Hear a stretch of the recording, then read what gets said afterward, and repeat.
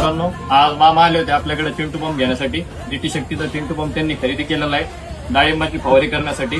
300 फुटापर्यंत डाळिंबाची फवारणी करतो.